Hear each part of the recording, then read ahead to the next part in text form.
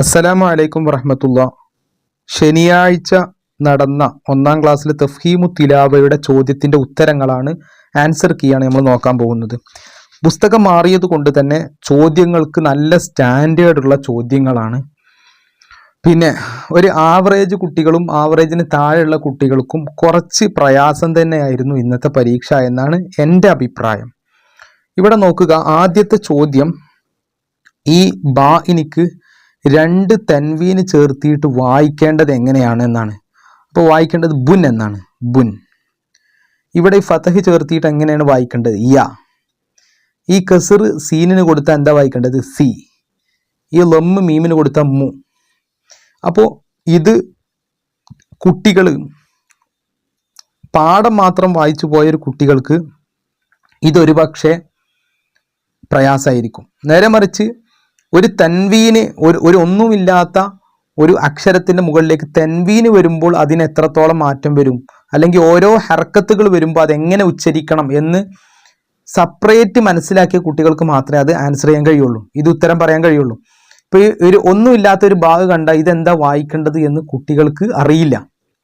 എന്നാൽ കുട്ടികൾ ഇത് കണ്ടത് ഏത് മാത്രമാണ്? ഇത് ഈ ലമ്മുള്ളതോ അല്ലെങ്കിൽ തൻവീൻ ലമ്മുള്ളതോ ഫതഹ് അങ്ങനത്തെ ഭാഗം മാത്രമേ കുട്ടികൾ കണ്ടിട്ടുള്ളൂ.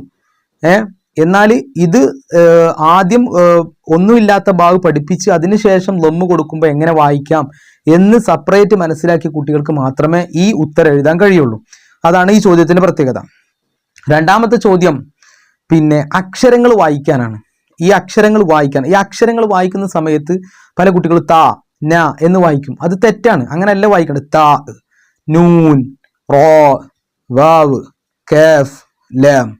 അപ്പോൾ ആ അക്ഷരങ്ങൾ അഥവാ ഒരു അക്ഷരത്തിന്റെ മുകളിൽ ഒരു ഹർക്കത്തും ഇല്ല എങ്കിൽ അതെങ്ങനെ വായിക്കണമെന്ന് മനസ്സിലാക്കിയ ഒരു കുട്ടിക്ക് മാത്രമേ ഈ ചോദ്യത്തിന് ഉത്തരം എഴുതാൻ കഴിയുള്ളൂ. അടുത്ത ചോദ്യം പിന്നെ വളരെ സിമ്പിളായ ചോദ്യം. ഈ ചോദ്യമാണ് ഈ ചോദ്യ പേപ്പറിൽ സിമ്പിൾ ചോദ്യം. ബാക്കിയൊക്കെ ഒരു സ്റ്റാൻഡേർഡ് ഉള്ള ചോദ്യം തന്നെയാണ്. ഇവിടെ ഈ ചിത്രം കണ്ടാൽ കുട്ടികൾ പെട്ടെന്ന് വായിക്കും. ഇത് വായിക്കാൻ കിട്ടിയിട്ടില്ലെങ്കിലും ചിത്രം കണ്ടാൽ കുട്ടികൾ പറയും കബിദുൻ, ലബിനുൻ, റുക്കുനുൻ, സമക്കുൻ. ഇവിടെ ഈ റുക്കുൻ എന്നതിന്റെ ചിത്രം, നമ്മളുടെ ഈ ചിത്രം കുട്ടികൾക്ക് പഠിപ്പിച്ചു കൊടുത്തിട്ടില്ല. പക്ഷെ ഇത് വായിക്കാൻ കിട്ടുന്നുണ്ടോ എന്നുള്ളതാണ്. ഇത് വായിച്ചാൽ തന്നെ കുട്ടികൾക്ക് എന്താകും? ഉത്തരം ശരിയാവും. എന്തിന്റെ ആവശ്യമില്ല, ഈ ചിത്രം തൊട്ട് കാണിച്ചുകൊണ്ട് ഇതിന്റെ പേരാണിത് എന്ന് കുട്ടികൾ മനസ്സിലാക്കേണ്ട ആവശ്യമില്ല. മറിച്ച് ഈ വാക്ക് വായിക്കാൻ കിട്ടുന്നുണ്ടോ എന്നാണ് ചോദിക്കുന്നത്. അപ്പൊ ഈ വാക്ക് കുട്ടികൾ പിന്നെ റജുലും പാഠത്തിൽ പഠിച്ചതാണ്. അപ്പൊ അത് വായിക്കാൻ കിട്ടുന്നുണ്ടോ എന്ന പരിശോധനയാണത്. ഇനി വളരെ പിന്നെ പ്രധാനപ്പെട്ടതും എന്നാൽ ഒരുപാട് കുട്ടികൾക്ക് പ്രയാസമായതും ഇതാണ്. അതായത് യദുൻ പാഠത്തു നിന്നാണ് ഈ ചോദ്യം വന്നത്. സാധാരണഗതിയിൽ മുൻ വർഷങ്ങളിലൊക്കെ ഉണ്ടായിരുന്നത്, നമുക്ക് സിലബസിൽ 14 പാഠം പരീക്ഷയ്ക്ക് വരുമെന്ന് പറഞ്ഞാലും അവസാന ഭാഗത്ത് നിന്ന് ചോദ്യം കുറവായിരിക്കും. കാരണം പൊതുവെ സിലബസ് അനുസരിച്ചൊക്കെ പാഠം തീർക്കാൻ മദ്രസകളിൽ പ്രയാസം ഉണ്ടാകും, സമയവും മറ്റുള്ള കാര്യങ്ങളൊക്കെ ആയതുകൊണ്ട്.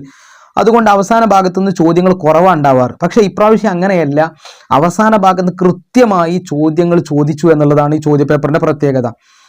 സിലബസ് അനുസരിച്ച് എത്ര പാഠം പറഞ്ഞു അതേ പാഠം അത് കറക്റ്റായിട്ട് അതിൻ്റെ ഫോളോ അപ്പ് നടത്തി അത് കൃത്യം ആ ഭാഗത്തുനിന്ന് ചോദ്യങ്ങൾ ചോദിച്ചു എന്നുള്ളതാണ് പ്രത്യേകത. പിന്നെ മറ്റൊന്ന് ശ്രദ്ധിക്കേണ്ടത്, കുട്ടികൾക്ക് വെറും പുസ്തകത്തിലെ പാഠം മാത്രം വായിച്ചത് കൊണ്ട് ഇതിന് ആൻസർ ചെയ്യാൻ കഴിയില്ല. ഇപ്പൊ ഉദാഹരണം പറയാം, ഈ യദും പാഠം തന്നെ നമ്മൾ എടുക്കാം. ഈ യദും പാഠത്തില്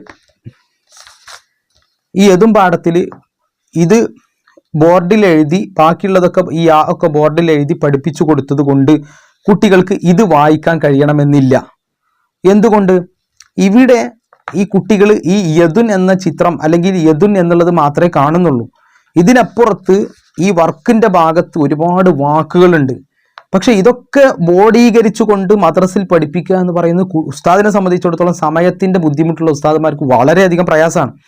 അപ്പൊ എന്ത് ചെയ്യണം? വീട്ടിൽ നിന്ന് നല്ലവണ്ണം ശ്രദ്ധിക്കണം.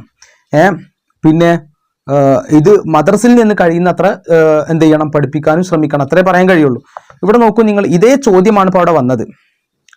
ഇവിടെ പിന്നെ ഓരോ അക്ഷരവും എന്ത് ചെയ്തിട്ടുണ്ട്? വേറിട്ട് വന്നിട്ടുണ്ട്. ആ വേറിട്ട് വരുമ്പോൾ എങ്ങനെ വായിക്കാം എന്നുള്ളതാണ് കുട്ടിക്ക് മനസ്സിലാവുന്നുണ്ടോ എന്നാണ് ചെക്ക് ചെയ്യുന്നത്. അപ്പൊ ഈ ഭാഗമൊക്കെ പൊതുവെ നമ്മൾ മദ്രസിൽ പഠിപ്പിക്കുന്ന സമയത്ത് ഉസ്താദ്മാർ മദ്രസിൽ പഠിപ്പിക്കുമ്പോൾ പാഠം ഇത് പഠിപ്പിക്കുമെന്നതിനപ്പുറം ഇതെല്ലാം ബോർഡീകരിച്ച് എഴുതുന്ന ഒരു ശൈലി സാധാരണ മദ്രസിൽ ഉണ്ടാവാറില്ല. അപ്പോൾ ഇതും കൂടി മദ്രസിൽ പഠിപ്പിക്കണം, അല്ലെങ്കിൽ ഇതും കൂടി പ്രാധാന്യം നൽകണം എന്നാണ് നമുക്ക് ഈ ചോദ്യ പേപ്പറിൽ നിന്ന് നമ്മൾ മനസ്സിലാക്കേണ്ടത്. ഇവിടെ കണ്ടില്ലേ, ഇതുപോലെ ഇതേ ചോദ്യം അതുപോലെ എന്ത് ചെയ്താണ് ചോദ്യ പേപ്പറിൽ വന്നതാണ്. മ യത്തുൻ മൈത്തുൻ, ബ യത്തുൻ ബൈത്തുൻ, ന യത്തുൻ നൈത്തുൻ, യു സിറുൻ യുസുറുൻ, ബ സിറുൻ ബസുറുൻ, ന സിറുൻ നസുറുൻ.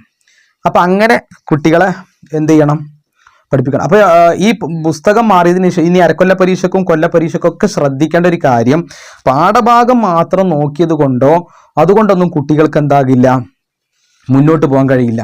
ഇനിയിപ്പോ ചില ഉസ്താദുമാർ പറയുന്നുണ്ട് ഈ അക്ഷരം പഠിപ്പിച്ചു കൊടുത്താൽ തന്നെ ഏത് വാക്കും കുട്ടികൾ വായിക്കും. അങ്ങനൊന്നും വായിക്കണം എന്നില്ല.